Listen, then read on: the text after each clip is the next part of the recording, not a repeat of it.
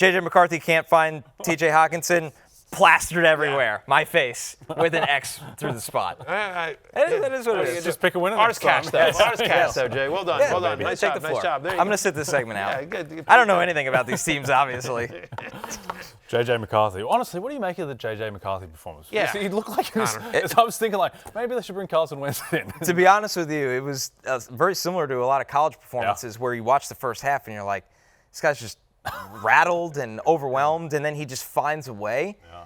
I think it is concerning this year for what we do in fantasy, not for the Vikings long-term and the prospects of J.J. McCarthy being their long-term answer at quarterback, because you saw the shortcomings of this past game with him being rattled against the Bears.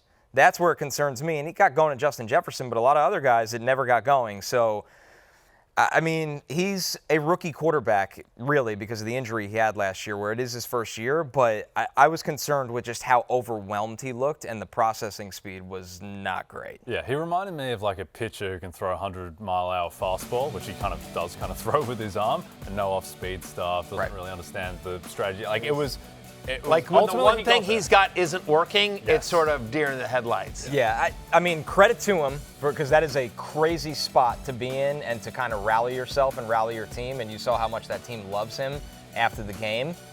But, man, it just felt like the Bears completely gave this away in an inexplicable fashion to me. Yeah, I agree. I agree with all of that. And I ended up joining a survivor pool late, and so I only had last night's game, and I took the Bears. I was like, it's like, it's a home team, whatever. It doesn't matter. It's stupid. But I guess, what are the actions of this? Because obviously they're not doing anything with Justin Jefferson. T.J. Hawkinson gets downgraded a bit, but I think you still have to start him for now. You do. Here's the thing. I'm not ready to panic just yet. Yeah. It's first game. You're on the road. Soldier Field's a tough place to play. It just always is when you're an opposing quarterback. I think the Bears have a pretty good defense. I know they were banged up still. It's okay. That's what concerns me. I don't think they played very well. Missing the corners. I know. Exactly. But the other thing here is that for much of the preseason, their offense that they practiced with was Jordan Addison, Justin Jefferson, Hawkinson, and Jalen Naylor. Obviously, Addison's not there, and now you've added Adam Thielen to the mix, which he's familiar with Kevin O'Connell, but J.J. McCarthy, doesn't know him. And so there's a little bit of that. Plus, by the way, I think what they want to do, just generally speaking, is they want to be more run heavy. They want to be more run balanced, I should say. As opposed to, how pass heavy they were last year. They improved their offensive line. They added Jordan Mason. We'll get to the running backs here in a second. Ryan Smith wants to know Jordan Mason over Ron Jones moving forward. Yeah. I mean, honestly, Jordan Mason saw 65% of the running back rushes. He led the backfield with a 57% snap rate. He got 75% of the team's red zone rushes. Jones saw 0 here. And so Jones, I think it's fairly simple. Jordan Mason's going to be their every down back, their first and second down back, and they're close. They're the guy that they use when they get in close. And Jones is going to be more of the passing down back. Now, Jones will get some run. He did, early in the game and everything like that as well. But, I just thought to the eye test, guys, Jordan Mason just looked like the better, more explosive running back. He did. And look, Aaron Jones on the other side of the aging curve. They brought in Jordan Mason to add that complement, and the offense just looked better as soon as Jordan Mason came in. He was the only one who gave them any life at the beginning of that comeback. So, yeah, I would prefer Jordan. Less of an injury risk as well, I would say, than Aaron Jones. So, yeah, I think Jordan Mason's the guy you want. Yeah, Jones bailed you out with a touchdown, obviously, in terms of fantasy points. But this week I'll have Mason ranked ahead of Jones.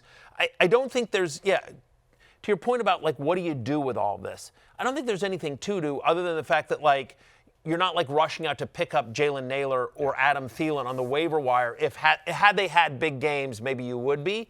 We'd be talking about them. But, again, I don't know that you're not going to find better than Hawkinson on the waiver wire. And Jefferson is Jefferson. Yep. So I'm not panicking. And I'm not trading for Jefferson because there's a little bit of a concern. And if I have him, I'm not trading him away because his value is lower than it was. And I think you just have to sort of kind of hold steady and hope for better performances from J.J. McCarthy. How did you change your mind about Ben Johnson's Chicago offense? Because I thought Caleb Williams, he's just taking so long to get the ball out. And even on that first drive where it's like 6 for 6, and they march down the field, it's like, oh, Ben Johnson, coach of the year. He's like, he didn't get the ball out on time once on that drive, let alone the rest of the game. Yeah, that's the issue right now, is that he did not really play within structure at the rate you hope he can. You hope that gets better throughout the year. He didn't run a lot in this game, which it's good to see his athleticism on display like that when he's not confident.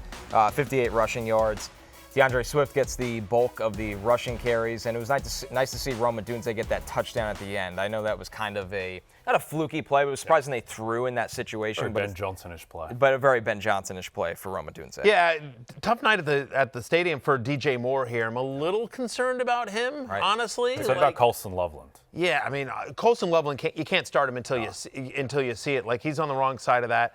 The positives here for the Bears: at Detroit, home to Dallas, at Las Vegas. So the schedule gets easier for the Bears over the next 3.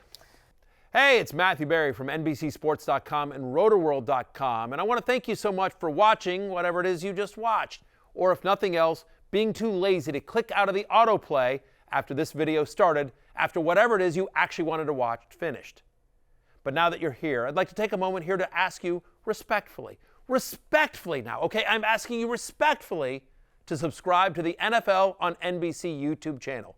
You'll get the latest Roto-World fantasy news headlines, all sorts of great shows, including my own Fantasy Football Happy Hour. So go subscribe now. Again, I'm asking respectfully.